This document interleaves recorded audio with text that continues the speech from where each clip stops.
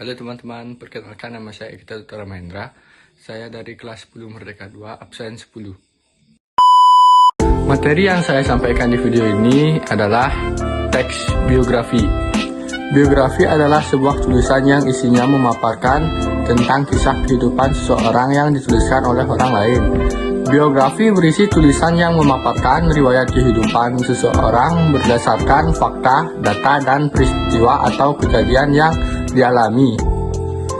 Menggunakan bahasa yang harus lugas, jelas, dan tidak bertele-tele agar menimbulkan pemahaman yang berbeda dan biasa pada pembaca. 2. Masalah atau peristiwa atau kejadian penting berupa paparan suatu cerita yang berisi berbagai kejadian atau peristiwa saat tokoh mengalami masalah, memecahkan masalah, proses karir, peristiwa menyenangkan, menegangkan, menyedihkan, atau mengesankan hingga akhirnya mengantarkannya mencapai mimpi, cita-cita, dan kesuksesan.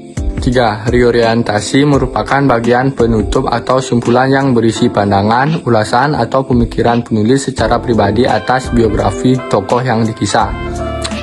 C. Ciri-ciri teks biografi. 1. Memuat fakta. 2. Memiliki konflik masalah. 3. Memiliki struktur dan kerangka waktu yang jelas. 4. Memiliki pesan pembelajaran. 5. Terpaku pada sejarah. 6. Memiliki setting tempat. D. Unsur kebahasaan teks biografi. 1. Kata ganti pronomina. Kata ganti dipakai untuk mengacu pada kata benda nomina lain. Kata ini sering digunakan untuk menggantikan nomina yang sudah diketahui agar tidak disebut berulang-ulang. 2. Kata kerja material. Kata yang menunjukkan aktivitas yang sedang dilakukan subjek atau menunjukkan adanya tindakan fisik atau material. Contoh kata, membentuk dan bekerja.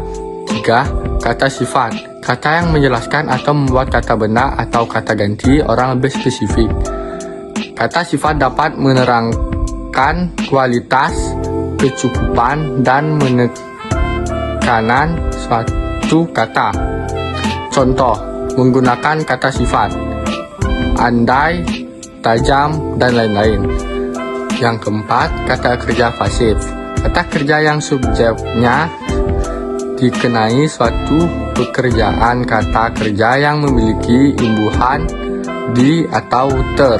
Contohnya, dibesarkan dan terbaik. 5. Kata kerja aktivitas mental.